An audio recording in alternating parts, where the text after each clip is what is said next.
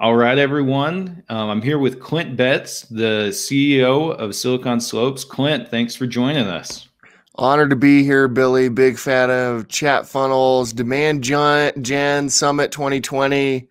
2020 is weird. Here we are. We're Yeah, speaking at an event, and I'm just doing it from this desk where I kind of do everything. So honored to be here, my friend. well, it's an honor to have you, Clint. So let's get into it. First, tell us just a little bit about yourself. I'm a lifelong Utahn, for what that's worth. I don't know that people care about that too much. I sure do. I have 4 children. I'm married. I live in southern Utah County. I believe Utah County is better than Salt Lake County. For those watching, I will. No, I'm just kidding. I don't care. And yeah, I started my career. I actually owned a deli for a while when I was super young. Then I went to school, got a journalism degree. Wouldn't recommend anyone do that. Kind of a pointless degree. And I worked at a software development firm with a couple buddies where we'd help build startups, early stage products. And then, and then inside of that software development firm, we launched a little blog called Beehive Startups, which became a pretty big community platform. And then, more recently, over the past 5-6 years, I've been the executive director of Silicon Slopes, which is a 501c3 nonprofit. And we put that together after, Beehive Startups had gotten some traction, and Josh James and I started talking. And then we started talking to Ryan Smith, who's the CEO of Qualtrics, and Aaron Sconard, who's the CEO of Pluralsight, and Dave Elkington, who was the CEO of Insight Sales at the time, about what it would mean to bring the community all underneath one umbrella. So here we are. And you guys have done a great job with that. So tell me about the Silicon Slopes model, Clint.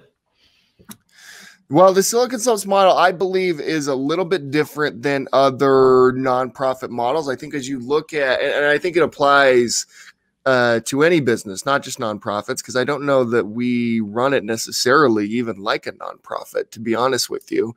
Although being a 501c3 is important to us, and there are aspects of it that are very nonprofity.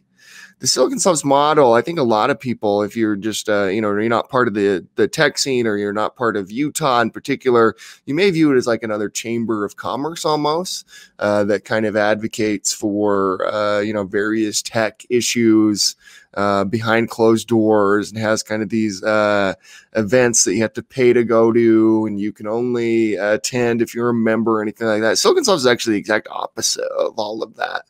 We want it to be open and accessible to all. Everyone who wants to be a part of the Silicon Slopes community, we believe, has every right to be a part of the Silicon Slopes community and should be part of the Silicon Slopes community. And so, given that was a stance that we took early on, that we wanted the organization to be open and accessible to all, we landed on this model that I believe many of the people who are watching would be interested in particular, as it pertains to how do you build a community around your brand? How do you build a community around a certain topic? And how do you do it in a way that's actually authentic and doesn't just come across as though it's authentic, but is indeed authentic? And so what we landed on is 3 buzzwords, to be honest with you, Billy. And so what we say is Silicon Slopes is a 501c3 nonprofit that empowers Utah startup and tech community to learn, connect, and serve. And when you hear learn, connect, serve, you likely, like most people, say, yeah, those are just like 3 words. Who cares? Right? And there's some truth to that even. But what's behind those for us, and what we've built around these 3 words and these 3 pillars within our organization, is the entire reason why we've seen any success, if we've seen any at all. And I believe it's the way communities should be built. Just my own opinion. And so I'll go through what each of these 3 pillars mean to us as an organization, and those watching can kind of think about how they could apply at least some of these aspects within their own companies or organizations. So the first is learn, right? And when we say learn at Silicon Slopes, what we're talking about is stories. And what we're talking about is media. And what we're talking about is letting the community know what's happening. And that's critical. And I'm going to talk, probably go pretty deep on stories here a little bit later. But when we say learn at Silicon Slopes, what we mean is we want you to know everything happening within the Silicon Slopes community, and we want you to have plenty of resources available to you. It's not just news, although that's a very big piece of it. It's not just media and it's not just stories, but it's also helping and empowering people to learn how to be better within the industry, better within their particular profession, learning from other leaders and gaining insight on various tactics and things like that. So learn is a very big deal to us, but primarily what we mean when we say learn is stories. And I'm going to go pretty deep on stories once we get through this. And then the second pillar is connect. And what we mean by connect at Silicon Slopes is pretty simple. We mean events. Prior to COVID-19, we were doing a little over 220 events per year. So we were doing events all the time, in person at the Silicon Slopes office or up and down the Wasatch Front, all the way, from Logan to St. George, Utah, for those who are familiar with the state. So basically just statewide, we're doing events all the time. We have various chapters within the state of Utah at Silicon Slopes who put on their own events and are also connecting kind of their communities within the Silicon Slopes community. It's really fascinating. Once you build a community, you start to build communities inside of it and within it, either by region or by a specific topic, right? And so for us, we'll do it by region. We'll say like, hey, there's a St. George chapter. And then we'll also say like, hey, there's a marketing chapter. Everybody's excited about marketing. They're going to be into this chapter, and we get good leaders around it. And, they were doing events all the time. With COVID-19, it's a little bit different. How we've had to connect with our community is like this, kind of exactly what we're doing. But we're still doing those types of things. And I think events and connecting your community to one another, and showing them what's possible when you lock arms. I think something that's missed sometimes in community building is there's this sense that you need to talk down or preach from like a pulpit on how to do certain things, or give your advice or show that you're an expert or whatever it is. I call it talking down to a community, and this kind of in some industries this may work, in particular maybe in media. It seems to be okay to do that type of thing. It doesn't actually work if you want like long-term sustainable community. What you need to do is lock arms and be the voice of that community, not be a voice of the community. And there's a very big difference in those two things, to be the voice of a community rather than just being a voice among the community, right? And in order to do that, you've got to lock arms with the community that you serve, that you want to build, and you need to tell their stories authentically, which again gets missed a lot, right? When you remove yourself or your organization or your logo or your title, and you sincerely go after connections that matter to the people on the other side of the table, and stories that matter to the community as a whole and not necessarily to you, then you're onto something, because then you're being more authentic. And then the final piece, which is kind of the secret sauce to it all, is serve. We rally the community to serve and give back, both within the startup and tech community in the state of Utah and beyond the startup and tech community in the state of Utah. This is critical. Having a community that can build something and be a part of something that is bigger than themselves, that can have an impact that's bigger than themselves, is vitally important. In fact, without Serve Silicon Slopes, without the Serve pillar, Silicon Slopes would not be where it is today. I can promise you that. I think that's been a big piece of what we do. Yeah, I'd agree. With the big conference you guys do every year, I mean, who knows what will happen next year, but I love the service projects you guys are doing throughout the whole event, and every opportunity you have to give back. I think it helps bring people together. Yeah, we think the service projects inside of Silicon Slopes Tech Summit are something that we can hang our hat on, regardless if the event's a success or not. Right?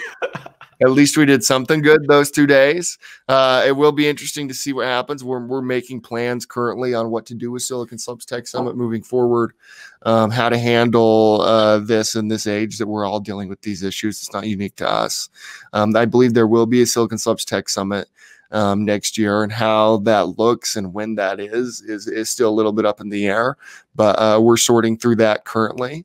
And yeah, Silicon Slopes Tech Summit has kind of been the crown jewel of the organization for a while. It's bringing in about 25, 30,000 people a year.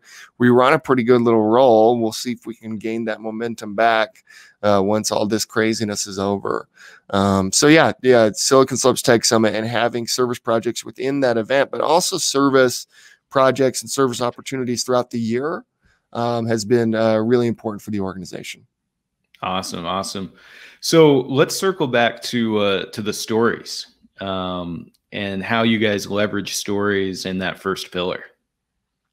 Yeah, well, my opinion here, and it's kind of based on a decent amount of experience in this particular role that I have, is stories are at the heart of a community, and if you want to get at the heart of a community, you got to tell their stories. Yep. And again, it's a major difference in a shift of a mindset. I think so often companies and organizations try to be one voice of many inside of a community.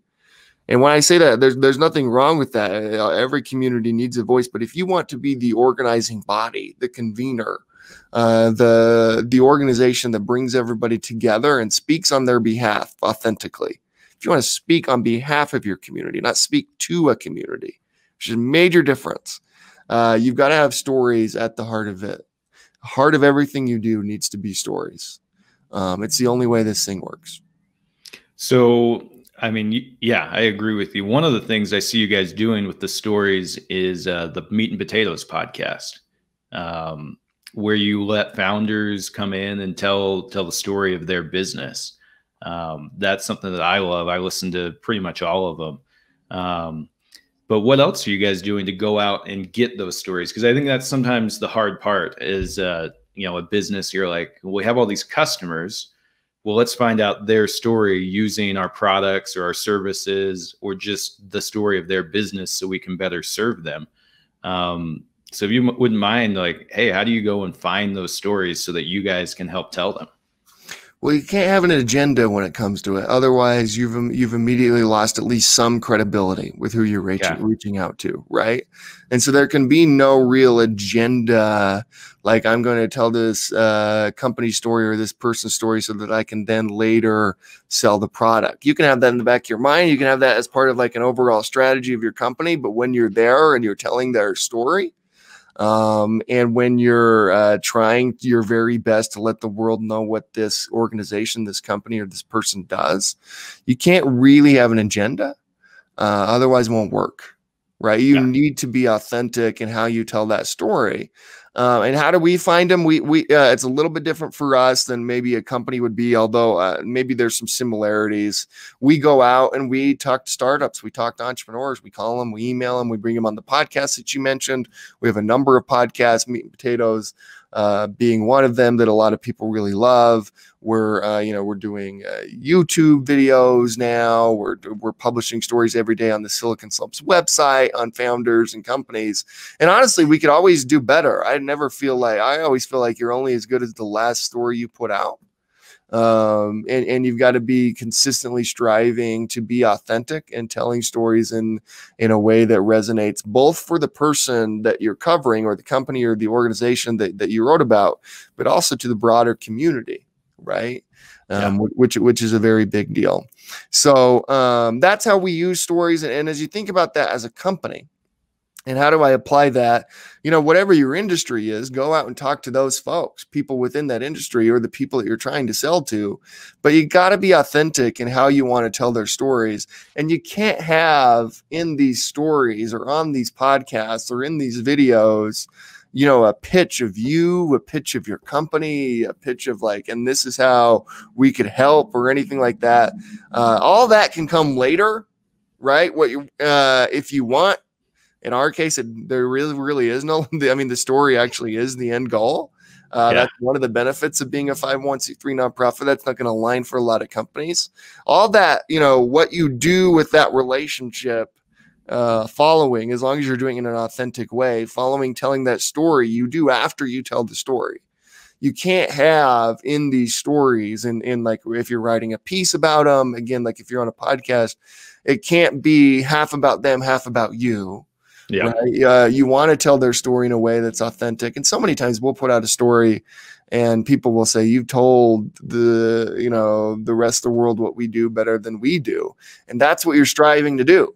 Yeah. Right. As if you're going to be in the community building game, you want to help those within the community tell their story. For sure. For sure. So I've got another question. You may have already answered it, but for anyone looking to start building more community, whether they're a 501c3, a startup, or even just a larger business that says, we've kind of neglected the community aspect of our business, what would be your one piece of advice in getting started? Start telling stories. It's that simple. Stories.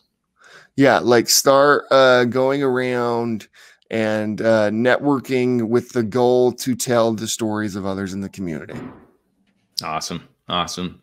Okay, Clint, thank you so much for being part of the Demand Gen Summit. And if anyone wants to reach out to you, learn more about Silicon Slopes, or continue this conversation, where should they contact you? Wherever you want. We're everywhere. Go to siliconslopes.com. My email is clint@siliconslopes.com. Happy to help however. Thanks, my friend. I love Demand Gen Summit. I'm sure it'll be in person next year. Hopefully. Chat Funnels is incredible as well. What you're building is unbelievable. Okay. Thanks, Clint.